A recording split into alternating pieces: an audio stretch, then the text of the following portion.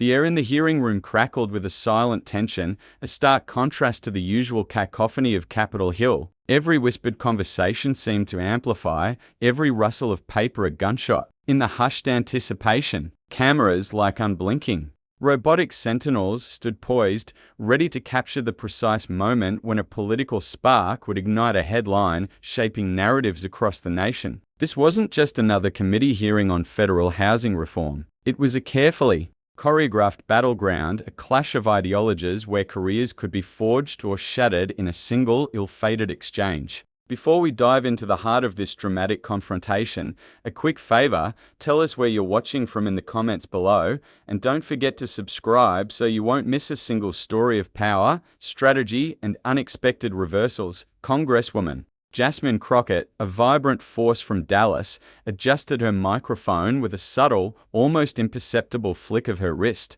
Her posture was erect, her shoulders squared, embodying the unwavering resolve of someone who believed they held not just the moral high ground, but the strategic advantage. Across the polished mahogany table, Senator J.D. Vance, a figure of measured composure, observed her with the quiet intensity of a seasoned chess master. His hair was neatly combed, his tie slightly loosened, a calculated casualness that belied the razor-sharp intellect beneath. He exuded the confidence of a strategist who knew he was not merely in the lead, but in control of the entire board. Crockett hadn't yet delivered her opening blow, but her eyes, sharp and piercing, already seemed to dissect Vance, as if she'd spotted the precise moment to dismantle his calm facade. Vance, however, didn't flinch. He watched her, a faint, almost imperceptible twitch at the corner of his mouth, a detail so fleeting, so subtle, that only the keenest observer might catch it. He had predicted her every move, every emotionally charged tactic. He came prepared,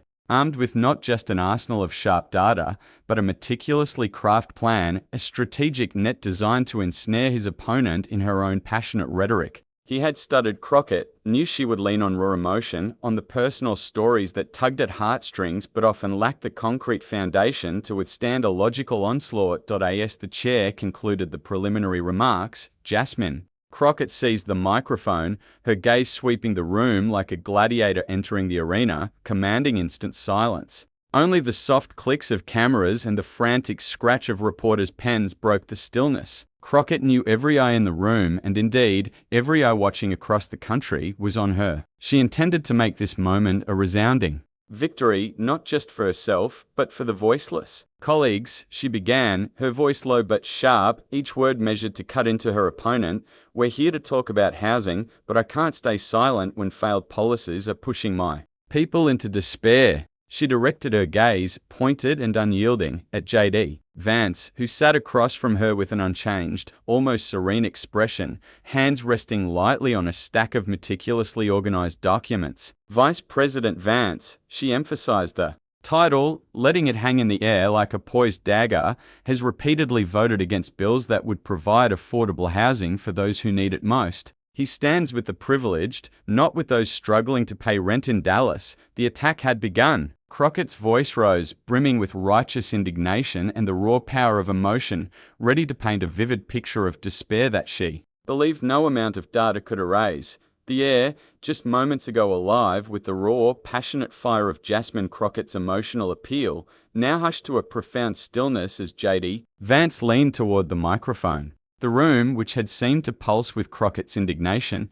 now held its collective breath, anticipating the counterstroke. There was only the faint rustle of papers, the soft, almost reverent breaths of the audience, and the rhythmic clicking of camera shutters. Vance didn't rush. He cleared his throat, a deliberate, unhurried gesture, allowing the silence to stretch just long enough to command absolute attention, to draw every eye into his orbit. Then, with a polite, almost disarmingly gentle smile, as if inviting Crockett deeper into a trap she was only now realizing had been meticulously set, he began. Congresswoman Crockett, he said, his voice low and clear, yet resonating with an undeniable authority, I appreciate your passion, especially the story about Maria. Stories like that remind us that housing isn't just policy, it's real lives. He paused, his gaze sweeping across the audience, drawing them into his calm, logical sphere. But he continued, his words, though gentle, cutting with the precise sharpness of a finely honed blade, if we stop at stories, we'll never fix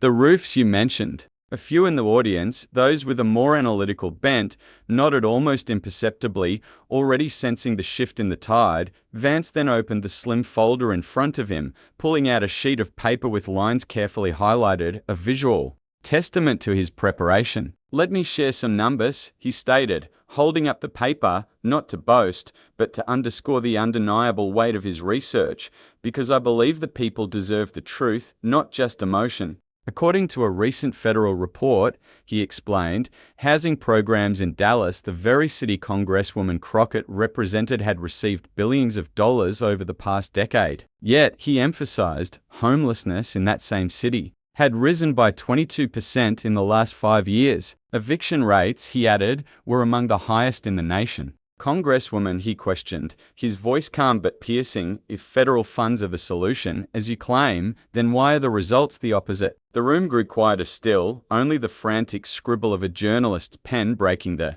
profound silence. Crockett, seated across from him, gripped her microphone tightly, her lips pursed, her eyes darting across her own documents, clearly searching, desperately, for a response. But Vance didn't give her the chance. "I'm not saying this to criticize Dallas," he continued, his tone softening with a hint of empathy, almost becoming relatable, "but to point out that throwing money at poorly managed programs isn't the answer. People like Maria don't need grand promises. They need real solutions." He shifted his posture, becoming more conversational, as if speaking to a trusted friend. "I grew up in Middletown, Ohio, in a neighborhood where leaky roofs weren't uncommon. My mum had to choose between paying the electric bill and buying food. Once, we nearly lost our home because we couldn't afford rent." He paused, letting the authenticity of his own struggle sink in. "I'm not sharing this to compete with you, Congresswoman, but to say I understand the pain of those struggling.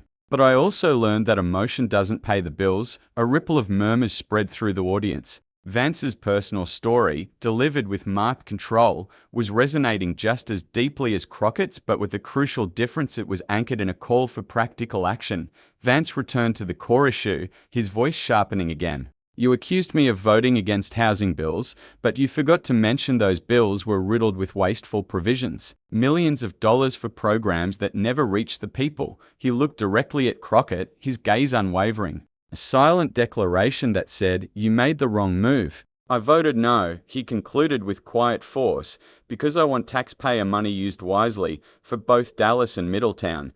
The trap was sprung. A cold silence descended upon Jasmine Crockett, the kind that follows a sudden, devastating blow. Vance's words, delivered with such calm precision, had landed with the force of a wrecking ball. She sat motionless for a moment, her eyes fixed on the documents before her, as if searching for a hidden escape hatch within. The neatly typed lines. The hearing room, just swept up by Vance's controlled sharpness, now turned its collective gaze. To her, the weight of their expectation a palpable pressure. The audience's whispers, the frantic scratch of pens on notepads, the soft, rhythmic tap of an aide's foot, they all formed a wordless, urging rhythm, pushing her to respond, to reclaim the narrative she felt slipping from her grasp. She took a deep, shaky breath, her shoulders rising with the effort, then gripped the microphone with a fierce determination. It was the desperate hold of a boxer backed into a corner, still aiming for a final, desperate swing. "Vice President Vance Crockett began, her voice ringing out, a volatile mix of resolve and raw anger, like a fire flaring violently just before it dies down to embers. "You talk about numbers, about accountability, but I don't hear any solutions for the people living in despair right now." She leaned forward, her eyes blazing, a desperate attempt to regain the control that Vance had so deftly wrested from her. "You criticize Dallas, but you forget that your votes have cut off hope for people like Maria, people working themselves to exhaustion but still unable to pay rent." Her hand rose, a forceful, almost desperate gesture, yet it trembled slightly, betraying the emotion she struggled to contain. "I've walked through Dallas neighborhoods where mothers line up for hours to apply for housing vouchers only to be told the waiting list is full. I've met kids sleeping on neighbors' couches because their families were evicted. And you know why? Because the bills you call wasteful are the ones that could keep a roof over their heads." Her voice soared, trembling with the sheer weight of her emotion, and a few in the audience,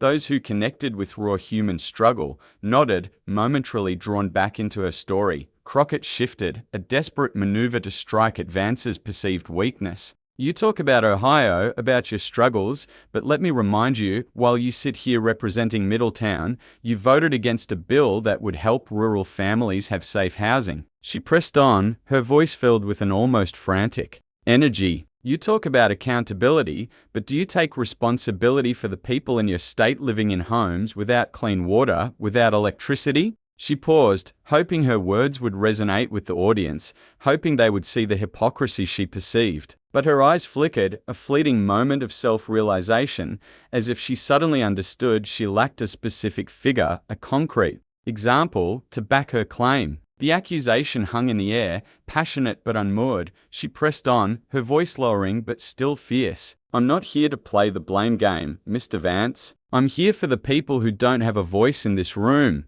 And when you align with this administration's policies that favor the wealthy and abandon the poor, you're telling people like Maria they don't matter. She finished, her hands clenched, her eyes locked on Vance, truly believing she had hit his weak spot. But the audience didn't react as she'd hoped. Some whispered, but not in agreement. They sensed acutely that Crockett's speech, though passionately delivered, lacked the vital weight of data. A senator behind her subtly shook their head, and an aide scribbled notes hurriedly, capturing the moment of vulnerability. Crockett, caught in her fervor, didn't realize she'd made a careless remark implying Vance favors the wealthy without concrete evidence, and in doing so, had opened a fatal gap, a chasm that Vance was already preparing to exploit. JD Vance, seated across the table, maintained his unnerving calm, but his eyes, previously serene, now flashed with a cold sharpness, the glint of a hunter spotting a stumbling prey. He didn't move, didn't take notes, only tilted his head slightly, as if weighing each of Crockett's trembling words, sifting through the emotional debris for the precise weaknesses he knew were there. In that pregnant moment, he had identified her greatest vulnerability. She let raw emotion lead, sidelining logic, and her accusations, however impassioned, lacked any specific figures or examples to stand firm against the truth. A faint smile, nearly imperceptible, crossed his lips, a silent signal that he was ready to strike again, to deliver the crushing blow he had meticulously prepared. Crockett, still caught in the fading echo of her own passionate words, mistook Vance's silence for a sign of her regained control. She leaned back, attempting to project confidence, but her hands gripped the microphone tighter, betraying the unease that gnawed at her. The audience began to stir, not because of her speech, but because they felt a palpable shift in the air, a tension building towards an inevitable climax. A journalist whispered to a colleague, "She's digging her own grave." An aide of Vance's, seated discreetly behind him, gave a subtle nod, confirming that everything was precisely on track, that the meticulously laid trap had worked. Vance remained silent, allowing Crockett's words to hang in the air like a balloon about to burst, knowing she had just exposed herself, putting herself in a position of undeniable weakness. He didn't need to rush. The cameras caught the moment. He ran his hand over his documents, not to open them, but as a deliberate, almost dismissive gesture, reminding the audience that he held the concrete data, the irrefutable facts. His eyes locked onto Crockett's, not in challenge, but as a silent, chilling statement. "You just made a big mistake." When the chair signaled his name, JD Vance stood, his demeanor composed but not ostentatious, like a general preparing to deliver a decisive blow. The hearing room, just recently roiled by Jasmine Crockett's emotionally charged counterattack, now sank into a tense, profound silence, like the ominous calm before a storm. The faint cough of an audience member, the rustle of paper from a distant corner, and the low hum of cameras blended into a taut, almost unbearable rhythm. Vance touched the microphone lightly, a small but deliberate motion, then looked straight at Crockett, his gaze cold but calm, like an archer who had locked onto his target. He began, his voice resonating like a bell, both low and authoritative, effortlessly commanding the room's undivided attention. "I respect the stories you shared." He began, his voice devoid of any pretense. "The mothers, the children, the leaky roofs in Dallas. They touch the heart, and I believe everyone here feels that pain." He paused, his eyes sweeping the audience, drawing them into his narrative, captivating them with his measured delivery. "But," he continued, his tone hardening, the warmth receding, "the heart alone isn't enough. If we stop at emotion, we'll never build the homes people need. We're here to find solutions, not to tell sad stories." Vance stepped lightly to the side, a subtle, almost theatrical move designed to allow the entire room to see his unwavering confidence clearly, then placed a thin stack of documents on the table. The sharp sound of paper meeting would ring out, a period marking the end of the emotional argument and the beginning of the logical assault. "Let me bring the truth," he declared, his voice now sharp as a finely honed blade, not with fancy words, but with numbers. He opened the file, his gaze unwavering. According to the Congressional Budget Office, he announced, the figures falling like precise hammer blows, the federal housing programs you support only deliver 38% of their budget to the people. The other 62%. It's swallowed by administrative costs, opaque contracts, and abandoned projects. His gaze locked onto Crockett. "Congresswoman, you call that justice, but I call it betrayal. A betrayal of the hard-working taxpayers from Dallas to Youngstown." The audience stirred slightly, some flipping through their own documents,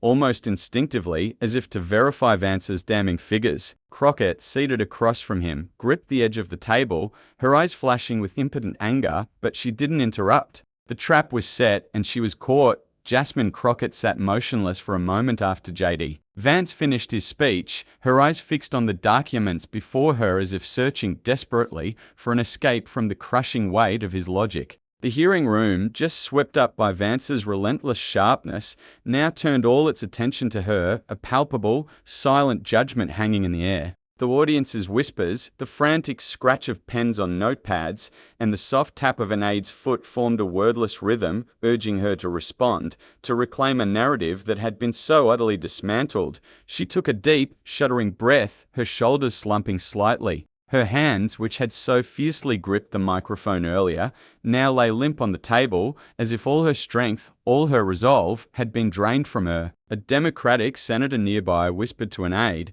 she didn't stand a chance. The cameras and blinking eyes of judgment captured the moment. Vance, standing tall and composed, adjusted his tie with the calm assurance of someone who had just played a perfect chess game. Another angle focused relentlessly on Crockett, her head bowed, her face betraying a clear, undeniable defeat. A young journalist in the back row, fingers trembling, quietly recorded Vance's final 30 seconds on their phone, posting it to Twitter with the succinct, prophetic caption, "J. Vance just destroyed Jasmine Crockett. This is history." Within minutes, social media ignited. The 30-second clip, featuring Vance's biting line, "Moved hearts don't pay rent," spread like wildfire on dry grass. Social media quickly trended with hashtag Vance Clapback, accumulating thousands of shares in an instant. Mega supporters led the charge, gleefully reposting the clip with comments like, "Vance just taught the DMs a lesson. And this is how you win a debate?"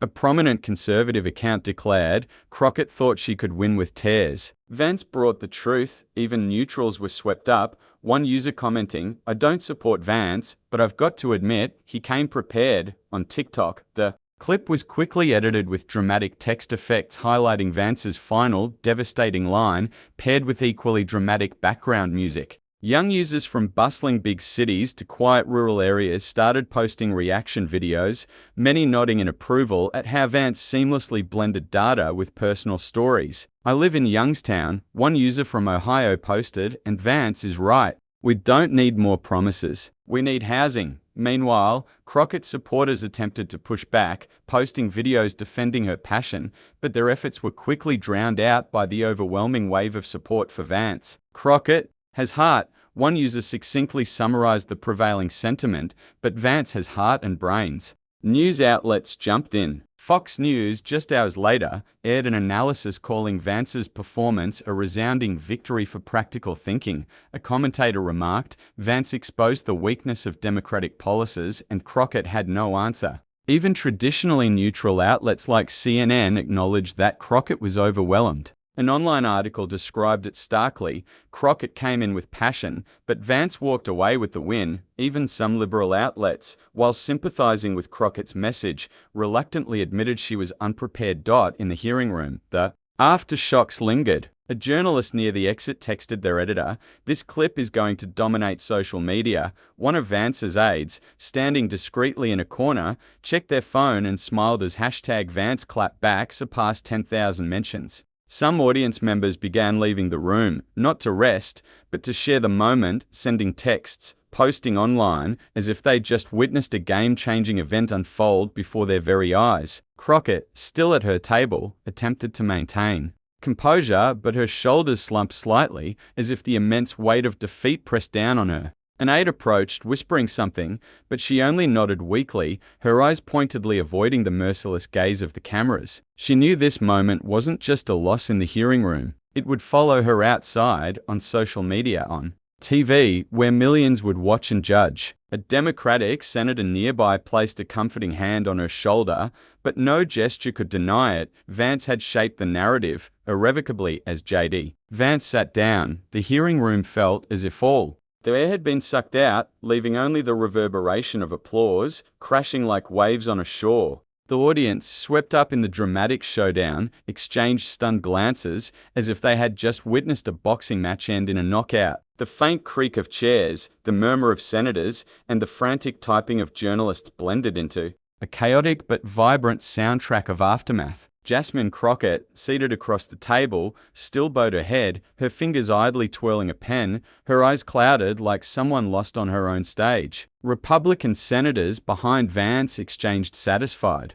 nods, some smiling discreetly, as if they'd just won a major hand. "He just put an end to her," one whispered to an aide. In stark contrast, Democratic senators near Crockett leaned down, flipping through documents, as if desperately trying to salvage the situation to find a lifeline where none existed. One of Crockett's aides, face tense, typed a rapid message on their phone, likely an urgent report to the communications team. But none of them, regardless of their political allegiance, could deny it. Vance had commanded the room, and Crockett had been pushed decisively into the shadows. The cameras, like unblinking eyes, captured it all. One angle recorded Vance, composed, adjusting his tie with the serene calm of someone who had executed a flawless task. Another focused relentlessly on Crockett, her face betraying defeat, her hands motionless on the table, as if all energy had been drained from her. The audience, from seasoned journalists to eager staffers, sensed the seismic shift in power. A young journalist in the back row, fingers still trembling, quietly finalized the upload of Vance's devastating final 30 seconds, posting it to Twitter with the succinct, chilling caption, "J. Vance just destroyed Jasmine Crockett. This is history." Within minutes, the digital world exploded. That 30-second clip, with Vance's biting line, "Moved hearts don't pay rent," spread like wildfire across the parched plains of social media. The hashtag Vance Clapback quickly trended, accumulating millions of views. Mega supporters led the charge, gleefully reposting with comments like, "Vance just taught the DEMs a lesson. And this is how you win a debate." A prominent conservative account declared, "Crockett thought she could win with tears. Vance brought the truth." Even neutrals were swept up. One user, displaying a surprising objectivity, commented, "I don't support Vance, but I've got to admit, he came prepared." On TikTok, the clip was meticulously edited, text effects highlighting Vance's final line, paired with dramatic background music. Young users from bustling metropolises to quiet rural towns posted reaction videos, many nodding in emphatic approval at Vance's seamless blend of data and authentic personal narrative. "I live in Youngstown," an Ohio user posted, "and Vance is right, we don't need more promises, we need housing." Crockett supporters attempted to push back, posting videos defending her passion, but they were quickly drowned out by the overwhelming wave of support for Vance. "Crockett has heart," one user wrote, encapsulating the prevailing sentiment, "but Vance has heart and brains." News outlets jumped into the fray. Fox News, just hours later, aired an analysis calling Vance's performance a resounding victory for practical thinking, with a commentator remarking, "Vance exposed the weakness of Democratic policies and Crockett had no answer." Even traditionally neutral outlets like CNN acknowledged that Crockett was overwhelmed. An online article described it starkly: "Crockett came in with passion, but Vance walked away with the win." Even some liberal outlets, while sympathizing with Crockett's message, reluctantly admitted she was unprepared. In the hearing room, the aftershocks lingered. A journalist near the exit texted their editor, "This clip is going to dominate social media." One of Vance's aides, discreetly checking their phone in a corner, smiled as hashtag Vance Clapback surpassed 10,000 mentions. Some audience members began to leave, not to rest, but to share the moment, sending texts, posting online, as if they'd just witnessed a game-changing event. Crockett, still at her table, tried to maintain composure, but her shoulders slumped slightly, as if the immense weight of defeat pressed down on her. An aide approached, whispering something, but she only nodded weakly, her eyes pointedly avoiding the cameras. She knew this moment wasn't just a loss in the hearing room. It would follow her outside, on social media, on TV, where millions would watch and judge. A Democratic senator nearby placed a comforting hand on her shoulder, but no gesture could deny it. Vance had shaped the narrative, irrevocably, under Youngstown, Ohio's often grey skies. JD. Vance stood before an old steel mill, its towering smokestacks now just silent memories. Dressed in a simple jacket, he clasped hands with a worker, his eyes radiating an unforced sincerity. Around him, laborers gathered, not to hear a speech, but to share their own stories of leaky roofs, piling bills, and deferred dreams. This wasn't a glamorous hearing room, with no cameras or reporters, but for Vance, this was where the real story was written. "We don't need promises on paper," he said, his voice ringing like a pledge. "We need action, sturdy homes, strong communities." The worker beside him nodded, eyes glinting with a flicker of hope, as if feeling truly heard for the first time. Vance didn't mention the hearing or Crockett, but his victory there had rippled here, making him a compelling voice for the forgotten. From steel towns to urban neighborhoods, the clash with Crockett wasn't just a viral moment. It was a lesson, etched into American politics. Vance proved that in a world of emotion and division, preparation and logic can overcome any barrier. He didn't take down Crockett to boast, but to highlight a profound truth: poverty isn't solved with pretty words, but with accountability and action. He reminded everyone that politics isn't a stage for personal emotions, but a place to build practical solutions for people like Carl in Youngstown and Maria in Dallas. It told politicians that passion, however intense, crumbles without a solid foundation. Crockett, with all her fervor, became a cautionary tale in the political arena. Lack of preparation is to teeter on the edge of failure. But the bigger lesson was about poverty itself. Vance tore down the wall dividing urban and rural, white and black, showing that the poor, wherever they are, face the same fundamental struggle, and they deserve leaders who prioritize action over empty words. He stood there among the workers, listening to a woman describe her crumbling mobile home, embodying the pragmatic solutions he championed, and that concludes our deep dive into the political showdown that captivated a nation. If you found this analysis compelling, if the intricate dance of strategy and emotion resonated with you, please like this video to show your support. Share it with anyone who appreciates a detailed look at the forces shaping our political landscape. We want to hear your thoughts. Comment below with your takeaways from this clash. And most importantly, subscribe to our channel and hit the notification bell so you don't miss our next in-depth story analysis. Your engagement fuels our ability to bring you these detailed narratives. Thank you for watching.